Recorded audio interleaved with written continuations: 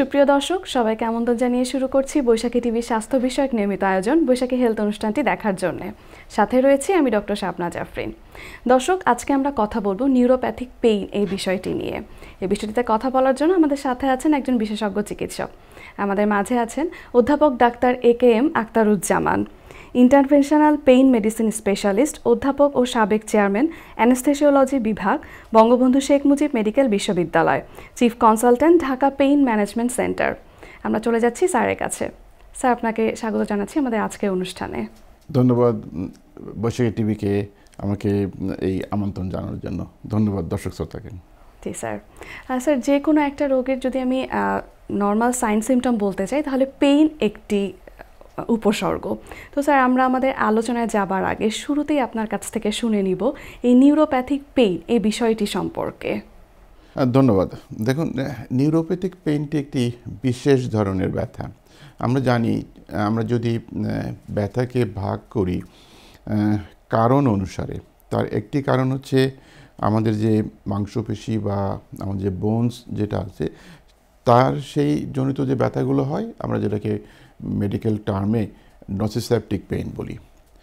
আরেকটি পেইন আছে যে পেইনটি আমরা নার্ভ টিস্যু যেগুলো আছে, যে টিস্যুগুলো আমাদের শরীরের ব্যথাগুলো সেই যে উৎপত্তিস্থল থেকে আমাদের ব্রেনে নিয়ে আসে, এরকম একটি নার্ভাস সিস্টেমকে অথবা নার্ভাস টিস্যুকে যখনই কোনো পরিবর্তন আসে অথবা যখনই আমরা বলি কোনো ইনজুরি হয়, তখনই যে পেইনগুলো তৈরি হয় সেটাকে বলি আমরা নিউরোপ্যাথিক পেইন। এই পেইনটি অন্য অন্য ব্যথা থেকে একটু ডিফারেন্ট। দেখবেন যে রোগী সাধারণত বলছেন আমার এই ব্যথাগুলো একটি কারেন্ট শকের মতো মনে হচ্ছে, অথবা মনে হচ্ছে ওই জায়গাটা আমি হাত দিতে পারছি না, একটু কাপড় লাগলেই আমার একটা ব্যথার উৎপত্তি হচ্ছে। অথবা কেউ কেউ বলে থাকেন যে আমি তো কোনো কিছু করছি না, কিন্তু আমার মনে হচ্ছে পার্ক থেকে পিনস অ্যান্ড নিডলস, মানে পাতে মনে হচ্ছে কিছু একটা পিনের খোঁচা খোঁচা লাগছে। এই জায়গাগুলো যখন হয় তখনই আমরা এটাকে নিউরোপ্যাথিক পেইন বলে থাকি। এবং এই পেইনটি যে পেইনের অন্য অন্য যে ক্রাইটেরিয়াগুলো আছে, অন্য অন্য যে কারণগুলো আছে সেখান থেকে একটু ডিফারেন্ট। তাহলে স্যার, আপনি যে ডিফারেন্ট বলছেন, তাহলে একজন মানুষ কিভাবে মানে ডিফারেন্সিয়েট করবে যেটা তার সাধারণ ব্যথা নাকি এরকম নিউরোপ্যাথিক ব্যথা? এই যেভাবে বলছিলাম যে সে তার ব্যথার ধরনগুলো একটু ভিন্নভাবে আসলো, অথবা দেখবেন যেমন একজন ডায়াবেটিক আছেন, অনেক দিন ধরে ডায়াবেটিসটা কন্ট্রোল নাই, অথবা ডায়াবেটিক কন্ট্রোল থাকলেও দিনটি 20 বছর 25 বছর হয়ে গিয়েছে, উনি মনে করছেন ওনার পায়ে কোনো বোধ পাচ্ছেন না, অথবা ওনার পায়ে মনে হচ্ছে রাতের বেলা কিছু কিছু খোটা খোটা দিচ্ছেন, মনে হচ্ছে সূচের মতো একটি দিচ্ছেন, অথবা মনে হচ্ছে যে উনি যে পাটি জুতা আছে বা কোনো স্যান্ডেল আছে সেটা বুঝতে পারছেন না। এইরকম একটি জায়গা যখন আসে সেটি হচ্ছে ডায়াবেটিক নিউরোপ্যাথি যদি আমরা বলি। আরও অনেক কারণেই এই নিউরোপ্যাথিক পেইনগুলো হয়, যেমন ব্যাক পেইন যদি আমরা চিন্তা করি।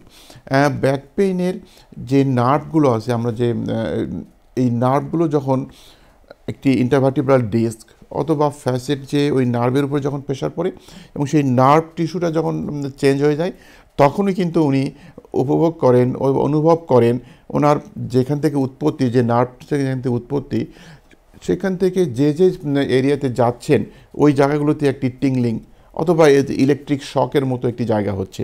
তখনই আমরা এটাকে রেডিকুলোপ্যাথি অথবা সায়াটিকা যারা প্রায়ই বলে থাকি, এইরকম একটি জায়গায়, এবং এটাই বেসিক্যালি একটি নিউরোপ্যাথিক পেইন।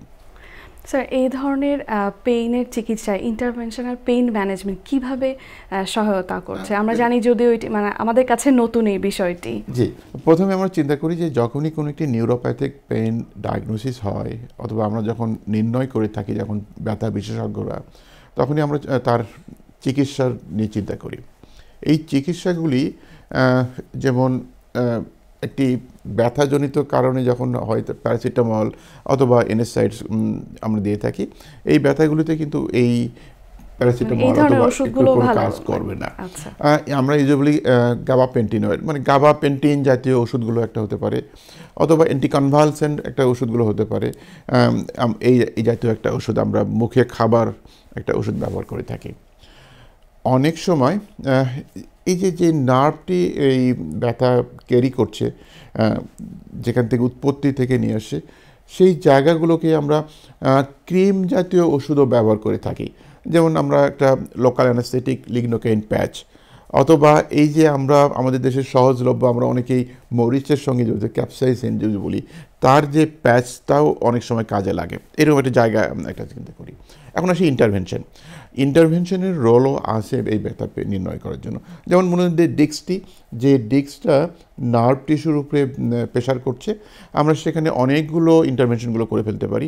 তার মধ্যে একটি হচ্ছে ওই ডিস্কটাকে যে ইনফ্লামেশন তৈরি করছে ওখানে আমরা একটা রুট ব্লক দিয়ে দিতে পারি, অথবা যে নার্ভটি তার ব্যথা ক্যারি করছে তার এই রাস্তা পথে কোনো একটি জায়গায় ব্লক আমরা করে ফেলতে পারি। শ্রদ্ধা কথা যে এই নিউরোপ্যাথিক পেইন যখন ডেভেলপ করে, এটা একটা মাল্টি ফ্যাক্টোরিয়াল এবং মাল্টিপল মেডিকেশন দিয়ে আমরা ব্যবহার করতে পারি। তার মধ্যে একটি হচ্ছে অ্যান্টিকনভালসেন্ট জাতীয় এরকম একটি ওষুধ, ইন্টারভেনশনগুলো একটি ওষুধ, এবং তার যে এই যে ডায়াবেটিক নিউরোপ্যাথির কথা বলছিলাম, ডায়াবেটিকটি অপটিমাম কন্ট্রোল করতে হবে। এর সঙ্গে সঙ্গে তার ডায়েট হ্যাবিটটা পরিবর্তন করতে হবে, তাকে একটু ব্যায়াম করতে হবে, তাকে একটু ফিজিও করতে হবে। এই সবগুলোকে একটি মিলিয়ে এই নিউরোপ্যাথিক পেইনের ম্যানেজমেন্টগুলো করা যেতে পারে।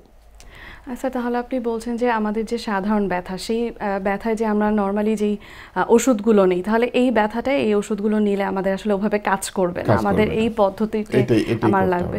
Sir, Dhaka pain management centre তো অনেক দিন ধরে এই পেইন নিয়ে কাজ করে আসছেন, তো স্যার এই বিষয়টি সম্পর্কে শুনবো যে কী ধরনের ভূমিকা পালন করছেন কিংবা আপনারা কি করছেন। দেখুন যে আসলে ঢাকা পেইন ম্যানেজমেন্ট সেন্টার একটি মাল্টিডিসিপ্লিনারি সেন্টার, এবং আমরা এটা বলি যে অ্যাডভান্স পেইন সেন্টার। আমরা যেমন ধরুন নি পেইন, যখন একটি হাঁটুর ব্যথা যখন ডেভেলপ করে, যখন হাঁটুর ব্যথা যখন হয়, ওই সময় আমরা ইনিশিয়ালি আমরা ওজন কমানো, কিছু প্যারাসিটামল অথবা এই জাতীয় ওষুধগুলো দেওয়ার ব্যবস্থা করি। কিন্তু যখন একটা স্টেজ 3 বা 4 হয়ে যায়, তখন কিন্তু আর এই প্যারাসিটামল অথবা আর্লি 2তে আমরা যে পিআরপি থেরাপি যখন দিচ্ছি, এগুলোতে আর কাজ করে না। তখন যে নার্ভগুলো থাকে, জেনিকুল নার্ভ, সেই নার্ভগুলো আমাদেরকে ব্লক করে দিতে হয়। এই সময় আমরা রেডিও ফ্রিকোয়েন্সি নার্ভ অ্যাবলেশনগুলো করে থাকি। দ্যাট ইজ এই যে একটি ইলেকট্রিক্যাল স্টিমুলেশন দিয়ে একটা হাই ফ্রিকোয়েন্সিতে একটা ওয়েভ তৈরি করে এই নার্ভগুলোকে আমরা ডিস্ট্রাকশন করে দিই, আমরা সেটা বলি রেডিও ফ্রিকোয়েন্সি জেনিকুলার নার্ভ ডিস্ট্রাকশন। এইরকম আরোভাবেই আমরা করতে পারি। যেমন আমরা অনেক সময় ইন্ট্রাথিক্যাল ড্রাগ ডেলিভারি করে ফেলতে পারি, অথবা আমরা অনেক সময় যেটা বলি স্পাইনাল কর্ড স্টিমুলেশনস, এই সবগুলোই নিউরোপ্যাথিক পেইনের ম্যানেজমেন্টের জন্য খুবই জরুরি। এবং বিশেষ করে আরএফটি অত বেশি কস্ট ইনভলভমেন্ট না, যেমন স্পাইনাল কর্ড স্টিমুলেশন একটি অনেক বেশি কস্ট ইনভলভমেন্ট, সেক্ষেত্রে রেডিও ফ্রিকোয়েন্সিটা অনেক ভালো একটা জায়গা, এবং আমরা এভাবেই লোকজনকে সাহায্য করে থাকি। স্যার, আমাদের কাছে এই বিষয়টি তো একেবারেই নতুন, আমাদের অনেক দর্শক এই বিষয়টি সম্পর্কে জানেও না, আজকে হয়তো বা তারা আমাদের এই আলোচনার মাধ্যমে জানতে পারবেন। তো আমার দর্শকদের উদ্দেশ্যে যদি আপনার কোনো পরামর্শ থাকে।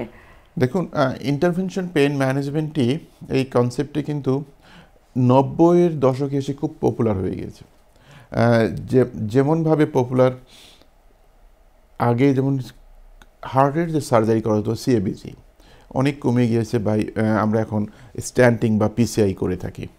একইভাবে গলব্লাডার সার্জারি অথবা যে কোনো একটা ইন্ট্রাঅ্যাবডোমিনাল সার্জারি, আমরা এমআইএস, আমরা ল্যাপ্রোস্কোপিক প্রসিডিওরে চলে যাই। ওই রকমই ব্যথা নিরাময়ে আগে যেমন ব্যাক পেইন হলে তাকে উপায় ছিল মুখে ওষুধ খাওয়া অথবা অপারেশন করে নেওয়া, এখন আর এই জায়গাগুলো যাওয়ার কোনো প্রয়োজন নেই। আমরা ইন্টারভেনশন, বিশেষ করে আরএফ অথবা স্পাইনাল কর্ড স্টিমুলেশন, এই জাতীয় অ্যাডভান্স টেকনোলজির মাধ্যমে আমরা চিকিৎসা করা সম্ভব, এবং আমরা চিকিৎসা করে থাকি। স্যার, আপনাকে অনেক ধন্যবাদ আপনার মূল্যবান সময় আমাদেরকে দেওয়ার জন্য। ধন্যবাদ আপনাকে, ধন্যবাদ দর্শক শ্রোতাকে। দর্শক, ব্যথা আমাদের জীবনে ওতপ্রোতভাবে জড়িত, কিন্তু ইন্টারভেনশন পেইন ম্যানেজমেন্ট আমাদের এই ব্যথা কমিয়ে আনায় অনেকটা সক্ষম। আশা করি আমাদের এই আলোচনা আপনাদের কিছুটা হলেও উপকারে দিবে।